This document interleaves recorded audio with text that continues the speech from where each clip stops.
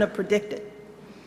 So while I'd love nothing more than to pretend like this isn't happening and to come out here and do my normal campaign speech, it would be dishonest and disingenuous to me to just move on to the next thing like this was all just a bad dream. This is not something that we can ignore. It's not something we can just sweep under the rug as just another disturbing footnote in a sad election season. Because this was not just a lewd conversation. This wasn't just locker room banter. This was a powerful individual speaking freely and openly about sexually predatory behavior and actually bragging about kissing and groping women, using language so obscene that many of us were worried about our children hearing it when we turn on the TV. And to make matters worse, it now seems very clear that this isn't an isolated incident. It's one of countless examples of how he has treated women his whole life. And I have to tell you that I listen to all of this, and I feel it so personally. And I'm sure that many of you do too, particularly the women. The shameful comments about our bodies, the disrespect of our ambitions and intellect, the belief that you can do anything you want to a woman. It is cruel. It's frightening. And the truth is, it hurts. It hurts. It's like that sick, sinking feeling you get when you're walking down the street, minding your own business, and some guy yells out vulgar words about your body. Or when you see that guy at work that stands just a little too close, stares a little too long, and makes you feel uncomfortable in your own skin. It's that feeling of terror and violation that too many women have felt when someone has grabbed them or forced himself on them and they've said no, but he didn't listen. Something that we know happens on college campuses and countless other places every single day. It reminds us of stories we've heard from our mothers and grandmothers about how back in their day, the boss could say and do whatever he pleased to the women in the office, and even though they worked so hard, jumped over every hurdle to prove themselves, it was never enough. We thought all of that was ancient history, didn't we? And so many have worked for so many years to end this kind of violence and abuse and disrespect, but here we are in 2016, and we're hearing these exact same things every day on the campaign trail. We are drowning in it. And all of us are doing what women have always done. We're trying to keep our heads above water, just trying to get through it, trying to pretend like this doesn't really bother us. Maybe because we think that admitting how much it hurts makes us as women look weak. Maybe we're afraid to be that vulnerable. Maybe we've grown accustomed to swallowing these emotions and staying quiet because we've seen that people often won't take our word over his. Or maybe we don't want to believe that there are still people out there who think so little of us as women. Too many are treating this as just another day's headline, as if our outrage is overblown or unwarranted, as if this is normal, just politics as usual. But New Hampshire, yeah, be clear, this is not normal. This is not politics as usual.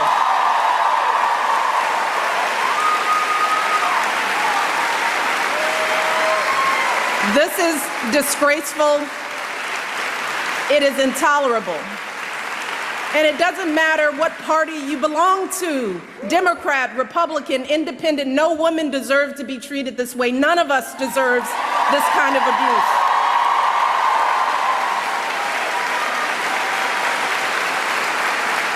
And I know it's a campaign, but this isn't about politics.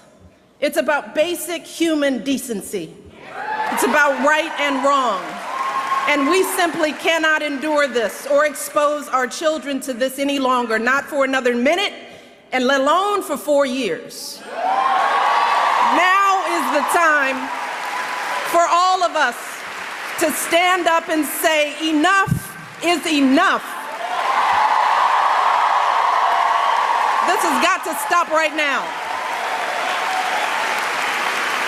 Because consider this, if all of this is painful to us as grown women, what do you think this is doing to our children? What messages are our little girls hearing about who they should look like, how they should act? What lessons are they learning about their value as professionals, as human beings, about their dreams and aspirations? And how is this affecting men and boys in this country? Because I can tell you that the men in my life do not talk about women like this, and I know that my family is not unusual.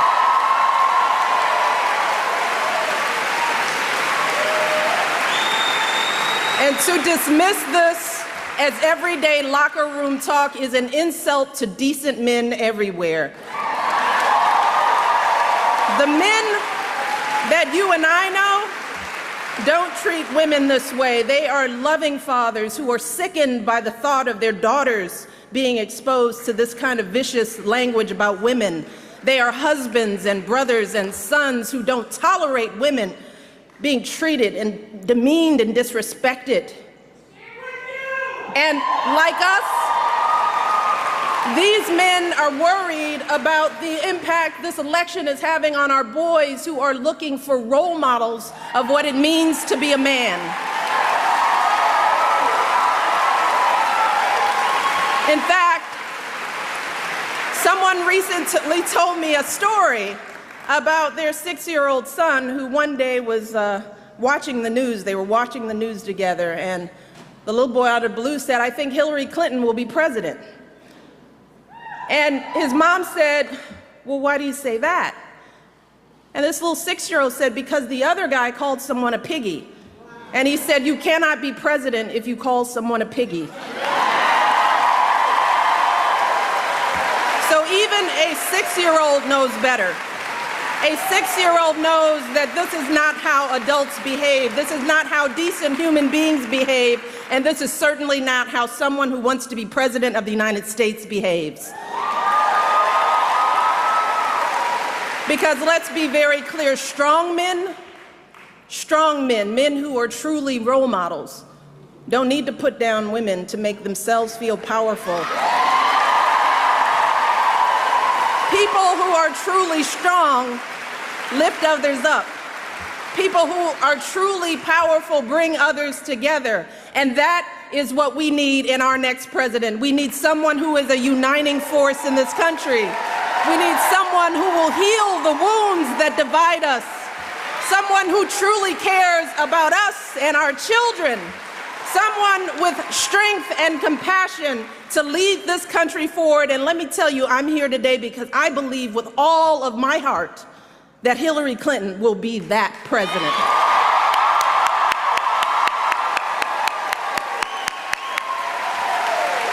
See, we know that Hillary's the right person for the job because we've seen her character and commitment, not just in this campaign, but over the course of her entire life. The fact is that Hillary embodies so many of the values that we try so hard to teach our young people.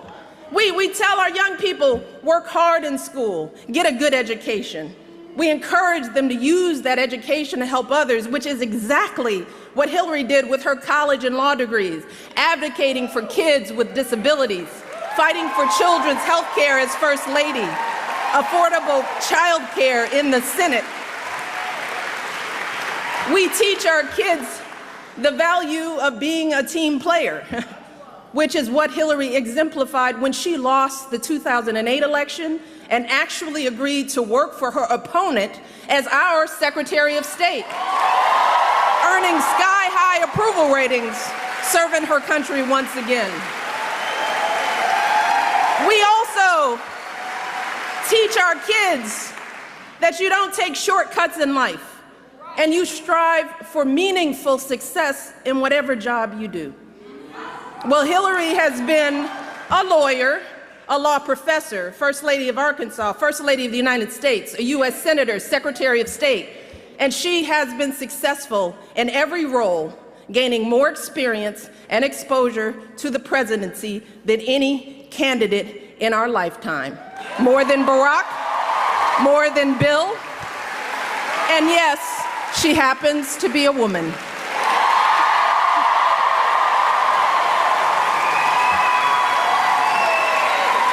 And finally, we teach our kids that when you hit challenges in life, you don't give up, you stick with it. Well, during her 4 years as Secretary of State alone, Hillary's faced her share of challenges. She's traveled to 112 countries, negotiated a ceasefire, a peace agreement, a release of dissidents. She spent 11 hours testifying before a congressional committee. We know that when things get tough, Hillary doesn't complain. She doesn't blame others. She doesn't abandon ship for something easier. No, Hillary Clinton has never quit on anything in her life. So, in Hillary, we have a candidate who has dedicated her life to public service, someone who has waited her turn and helped out while waiting. She is an outstanding mother. She has raised a phenomenal young woman. She is a loving, loyal wife. She's a devoted daughter who cared for her mother until her final days. And if any of us had raised a daughter like Hillary Clinton, we would be so proud.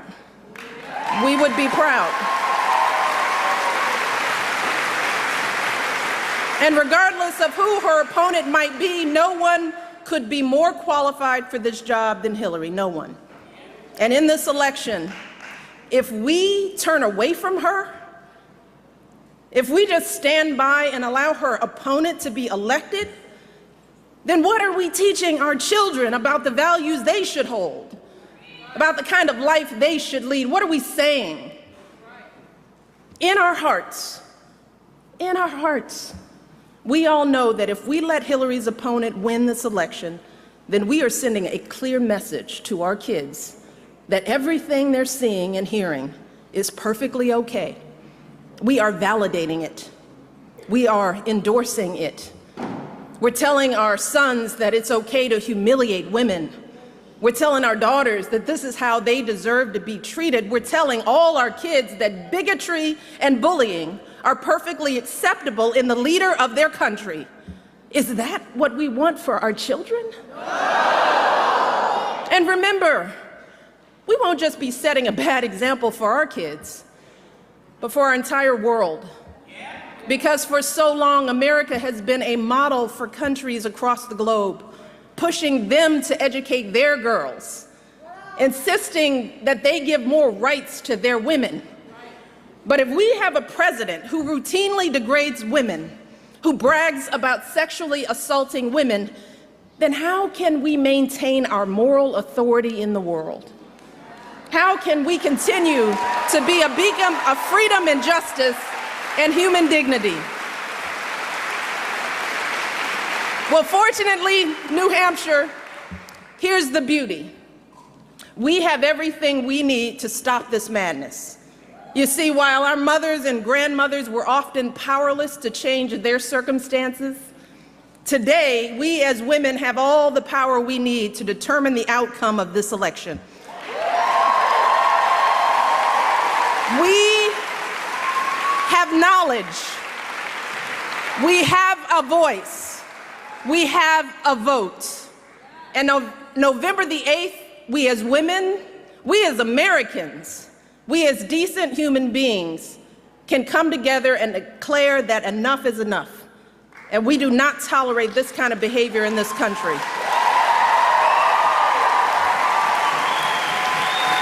Remember this. In 2012, women's votes were the difference between Barack winning and losing in key swing states, including right here in New Hampshire. So, for anyone who might be thinking that your one vote doesn't really matter, or that one person can't really make a difference, consider this. Back in 2012, Barack won New Hampshire by about 40,000 votes, which sounds like a lot. But when you break that number down, the difference between winning and losing this state was only 66 votes per precinct. Just take that in. If 66 people, each precinct, had gone the other way, Barack would have lost. So each of you right here today could help swing an entire precinct and win this election for Hillary just by getting yourselves, your families, and your friends and neighbors out to vote. You can do it right here. But you could also help swing an entire precinct for Hillary's opponent with a protest vote or by staying home out of frustration. Because here's the truth. Either Hillary Clinton or her opponent will be elected president this year. And if you vote for someone other than Hillary, or if you don't vote at all, then you are helping to elect her opponent. And just think about how you will feel if that happens. Imagine waking up on November the 9th and looking into the eyes of your daughter or son, or looking into your own eyes as you stare into the mirror. Imagine how you'll feel if you stayed home, or if you didn't do everything possible to elect Hillary. We simply cannot let that happen. We cannot allow ourselves to be so disgusted that we just shut off the TV and walk away. And we can't just sit around wringing our hands. No, we need to recover from our shock and depression and do what women have always done in this country. We need you to roll up your sleeves. We need to get to work. Because remember this, when they go low, we go. Yes, we do.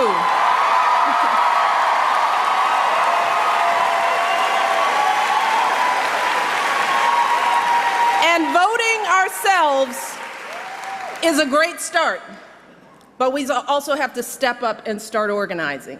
So we need you to make calls and knock on doors and get folks to the polls on Election Day and sign up to volunteer with one of the Hillary campaign folks who are here today just waiting for you to step up. And young people, and not so young people, get on social media. Share your own story of why this election matters, why it should matter for all people of conscience in this country. There is so much at stake in this election. See, the choice you make November 8th could determine whether we have a president who treats people with respect or not, a president who will fight for our kids, for good schools, for good jobs for our families or not, a president who thinks that women deserve the right to make our own choices about our bodies and our health or not. That's just a little bit of what's at stake. So we cannot afford to be tired or turned off. And we cannot afford to stay home on Election Day. Because on November the 8th, we have the power to show our children that America's greatness comes from recognizing the innate dignity and worth of all our people. On November the 8th, we can show our children that this country is big enough to have a place for us all, men and women, folks of every background and walk of life, and that each of us is a precious part of this great American story, and we are always stronger together. On November 8th, we can show our children that here in America, we reject hatred and fear. And in difficult times, we don't discard our highest ideals. No, we rise up to meet them. We rise up to perfect our union. We rise up to defend our blessings of liberty. We rise up to embody the values of equality and opportunity and sacrifice that have always made this country the greatest nation on earth.